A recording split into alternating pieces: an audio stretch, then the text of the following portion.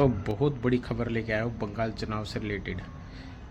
इससे पहले मैं आपको बात बताऊं, आप मेरे चैनल सिक्स सेंस को सब्सक्राइब करें और बेल आइकन का बटन दबाएं ताकि मैं आपको और भी चीज़ें अच्छी जो ना देखी ना सुनी हो वो बता सकूं। प्लीज़ इसे आप ज़रूर सब्सक्राइब करें। 2021 में ही रख दी थी बंगाल में बीजेपी ने। बीजेपी की खुफिया एजेंसी ने पता लगा लिया था कि बंगाल में चल क्या रहा है। आपने देखा होगा कि ममता बनर्जी ना ही पीएम की मीटिंग में अटेंड करती थी, ना राष्ट्रपति को वो मानती थी, ना भारत के किसी संविधान को मानती थी, ना भारत के किसी कानून को, ना सेंट्रल गवर्नमेंट की किसी स्कीम को लागू करती थी। उसने ये ममता बनर्जी ने बना लिया था कि मैं बंगाल को भारत से अलग करके यहाँ इस देश की पीएम बनूंगी।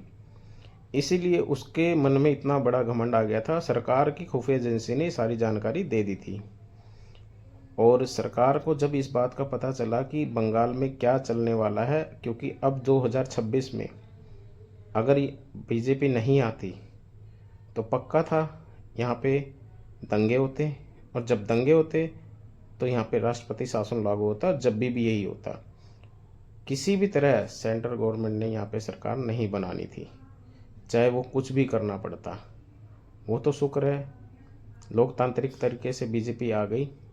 अगर नहीं आती तो यहाँ पे एक बहुत बड़ा वॉयलेंस होना था। उस वॉयलेंस में राष्ट्रपति शासन लागू होना था, और जब राष्ट्रपति शासन लागू होता तो ममता बनर्जी वैसे ही गिर जाती, और फिर यहाँ पे आर्मी स्टैब्लिश होती। और फिर जब आर्मी स्टैब्लिश होती, जब भी यही होता, जब भी बांग्लादेश मुसलमानों को यहाँ से निकाला जाता, क्योंकि यहाँ पे एक मानसिकता बन चुकी थी इस देश को हमारे देश से अलग करने की। इसीलिए ममता बनर्जी और बांग्लादेश के कुछ मौलवियों ने ममता बनर्जी को सांत्वना दी थी कि आप हमारे भरोसे रहो, हम यहाँ पे किसी को आने नहीं देंगे। जब बीजेपी को इस बात के उसकी खुफिया एजेंसी ने इस बात को बताया और सरकार की जब ये दिमाग में बात पहुंची तो उनके तो रोंगटे खड़े हो गए। इसीलिए बंगाल जीतना बहुत ज़रूरी था बीजेपी के लिए, राष्ट्र के लिए, देश के लिए, अपने भारत के लिए। इसीलिए कांग्रेस को भी यही पता था, लेकिन कांग्रेस को देश से मतलब नहीं है, किसी भी विपक्षी पार्टी को देश से मतलब नहीं है। नहीं तो सारी विपक्षी पार्टी आकर अपने अपने चुनाव चिन्ह पे वहाँ पे चुनाव लड़ती। उन्होंने सिर्फ बीजेपी को इसमें धकेला कि बीजेपी के सैनिक मरे, नेता मरे, मरे भी उनके 300 से ज़्यादा उनके कार्यकर्ता मरे, लेकिन बीजेपी ने वो कार्यकर्ता मरे नहीं, शहीद हुए।